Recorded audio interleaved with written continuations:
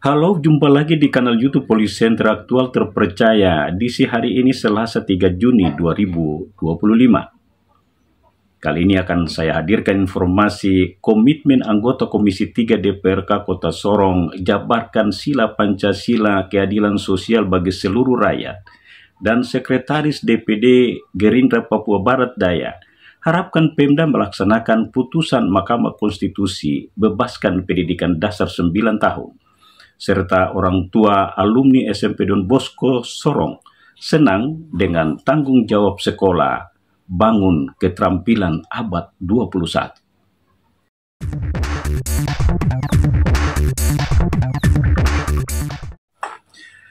Anggota Komisi 3 DPRK Kota Sorong, James Nixon Senewe SE, berkomitmen mendorong kebijakan mengurangi kesenjangan sosial yang memicu kemiskinan ekstrim di Kota Sorong.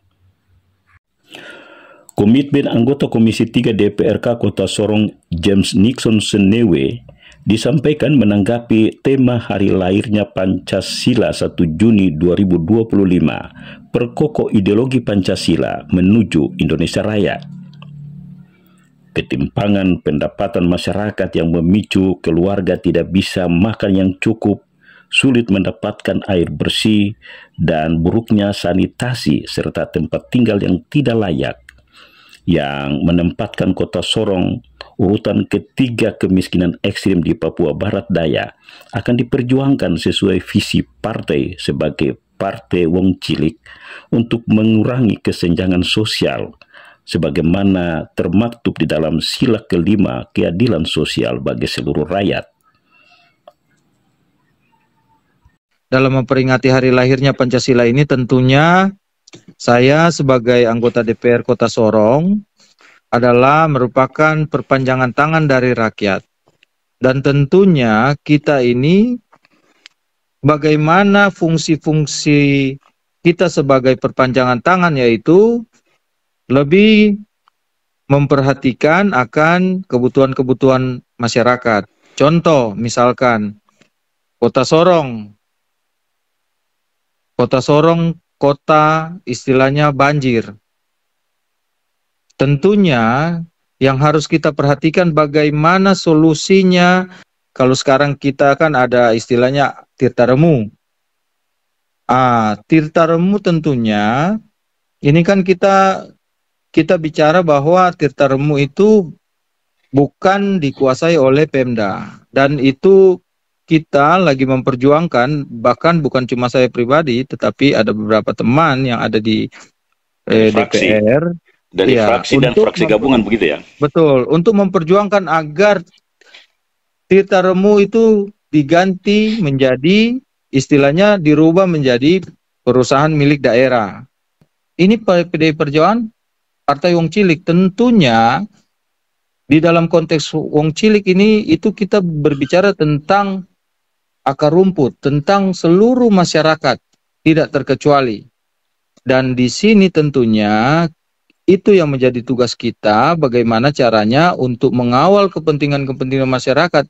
Kalaupun misalkan ada istilahnya kemiskinan ekstrim, tentunya kita harus lebih memperhatikan akan hal itu, sehingga mungkin program pemerintah bagaimana caranya kita untuk ada penyerapan tenaga kerja, ataupun misalkan program dari pemerintah bagaimana kita meramu ini sehingga ekonomi kecil, ekonomi kecil bisa membantu akan perekonomian, misalkan UMKM, terus istilahnya pedagang-pedagang kecil dan lain sebagainya, sehingga bagaimana mengangkat mereka punya penghasilan, dan tentunya ini dapat merubah paradigma atau penilaian kita sekarang ini di Kota Sorong yang dikatakan bahwa kota ketiga dengan tingkat kemiskinan ekstrim tentunya bisa berkurang. Tema peringatan Hari Lahir Pancasila 1 Juni 2025 dipahami politisi PDIP Kota Sorong ini sebagai upaya menekankan pentingnya pemerataan kesejahteraan dan mengurangi ketimpangan sosial, sehingga dikomitmenkan untuk mendorong kebijakan Pemda mencukupi kebutuhan makan yang cukup, air bersih, tempat tinggal yang layak, dan sanitasi lingkungan pemukiman yang baik. Sekretaris DPD Gerindra Papua Barat Daya Othniel Homer SPI MM berharap Pemda Provinsi Kabupaten Kota se-Papua Barat Daya menjabarkan putusan Mahkamah Konstitusi membebaskan pendidikan dasar 9 tahun sebagai bentuk penghargaan atas hak-hak dasar anak mendapatkan pendidikan yang layak. Harapan Sekretaris Dewan Pimpinan Daerah Gerindra Papua Barat Daya Othniel Homer SPIMM disampaikan menanggapi putusan Mahkamah Konstitusi yang mengabulkan sebagian gugatan Jaringan Pemantau Pendidikan Indonesia yang mempersoalkan pasal 34 ayat 2 Undang-Undang Nomor 20 Tahun 2003 tentang Sisdiknas untuk memastikan pendidikan dasar 9 tahun dari SD sampai SMP baik negeri maupun swasta dilaksanakan tanpa biaya. Khusus kepala daerah yang diusung Partai Gerindra akan didorong untuk menjalankan putusan Mahkamah Konstitusi tanggal 27 Mei tersebut karena dianggap sebagai amanat konstitusi sekaligus tanggung jawab moral untuk dijalankan dalam memeratakan pendidikan di seluruh daerah.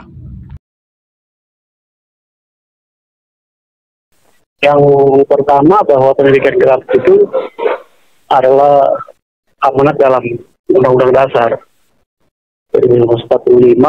Dalam pembukaan itu alinea keempat, salah satu tujuan dari berdirinya negara rakyatnya telah mencerdaskan kehidupan bangsa, sehingga adalah mutlak bagi negara yang berpusat ya sampai di kepala di daerah itu bertanggung jawab untuk menyelenggarakan pendidikan yang bukan cuma tapi berkualitas.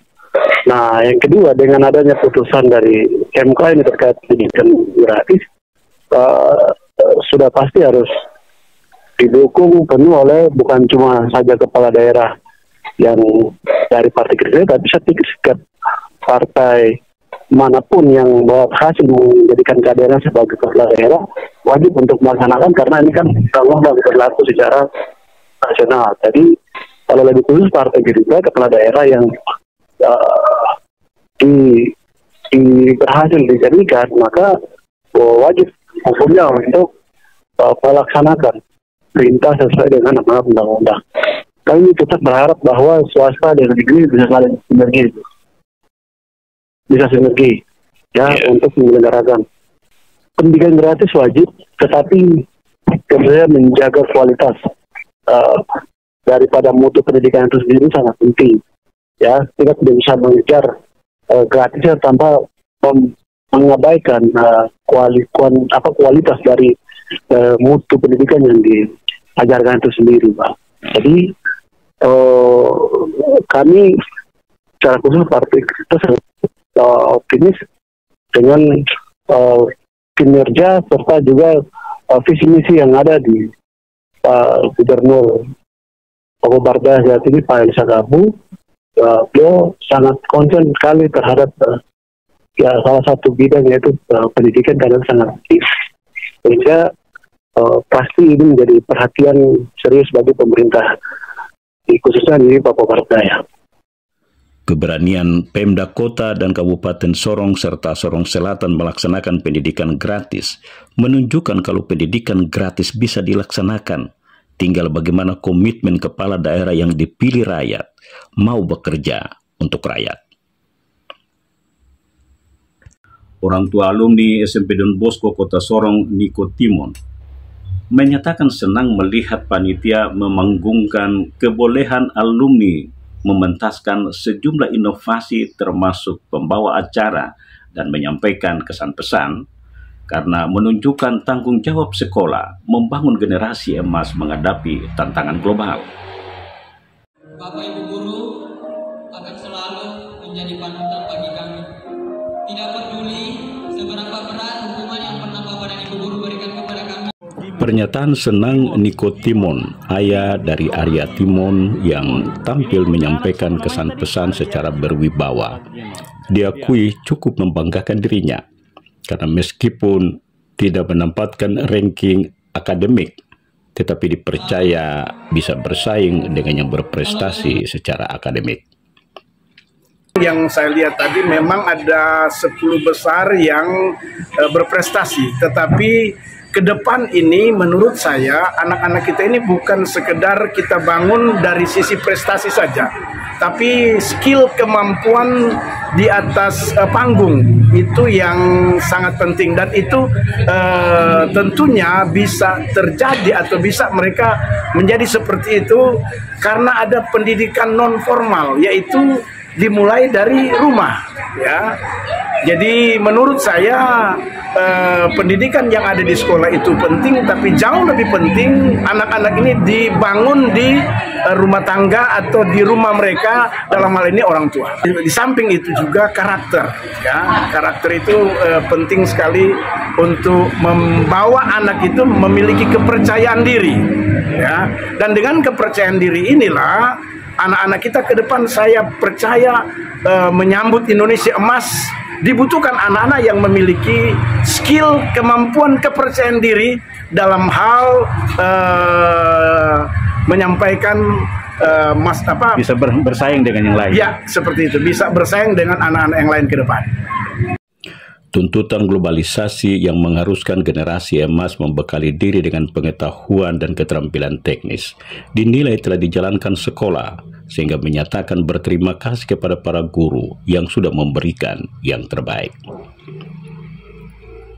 Kalau pendidikan gratis adalah jalan mengurangi kesenjangan sosial dan ekonomi, dan kemiskinan adalah musuh terbesar kemajuan negara dan daerah, mengapa harus berdalih dengan berbagai alasan sana-sini untuk tidak melaksanakannya? Sampai kapan masyarakat menunggu pemimpin yang selalu menyatakan bekerja untuk rakyat? Semoga bermanfaat dan terima kasih sudah menyaksikan tayangan ini.